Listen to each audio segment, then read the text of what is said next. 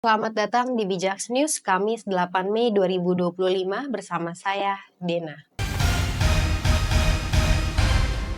Brigadir Jenderal TNI Andi Suci menyampaikan bahwa Jaksa Agung Muda Tindak Pidana Militer telah menetapkan 3 tersangka dalam kasus korupsi pengadaan user terminal satelit slot orbit 123 derajat bujur timur di Kementerian Pertahanan pada tahun 2016.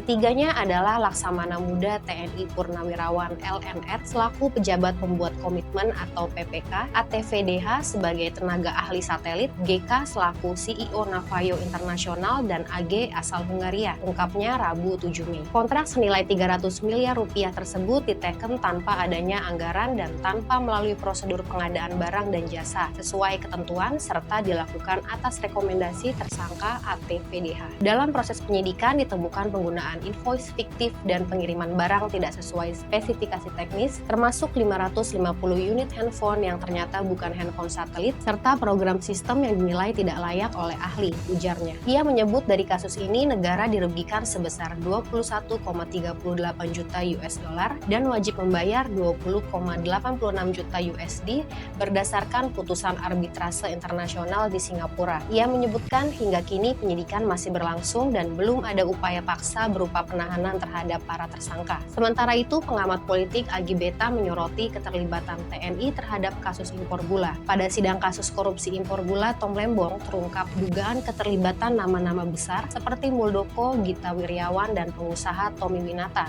ujar Agi. Ia menyebutkan bahwa Letkol CHK menyatakan bahwa izin impor 100.000 ton gula pada 2015 diajukan atas perintah Kasat dan dijalankan melalui kerjasama Kemendak dan TNI Angkatan Darat. Karena Inkopat tidak memiliki fasilitas pengolahan, gula diproses di PT Angels Product, pabrik Tommy Winata, dan didistribusikan oleh Inkopol lewat pihak swasta, ungkap Agi Kamis 8 Mei. Ia menyebutkan bahwa mantan pejabat Inkopol juga mengungkap pengajuan impor 300.000 ton pada 2016, serta kendala distribusi akibat kartel dan preman. Informasi kesehatan, stroke bisa dicegah dengan gaya hidup sehat, hindari obesitas, rokok, dan pola makan buruk. Pemeriksaan rutin penting bagi penderita penyakit penyerta, Kamis 8 Mei. Informasi hukum, Kejagung memproses putusan ICC terkait ganti rugi 24,1 juta US dollar ke Navayo di tengah kasus korupsi alat pertahanan yang libatkan kontrak fiktif Kemhan, Kamis 8 Mei. Informasi Hankam, Marsma Nyoman resmi menjabat sebagai Kadispen TNI Angkatan Udara, tekankan sinergi media, dukung program pemerintah, dan tegaskan pembinaan prajurit lewat jam komandan, Rabu 7 Mei malam.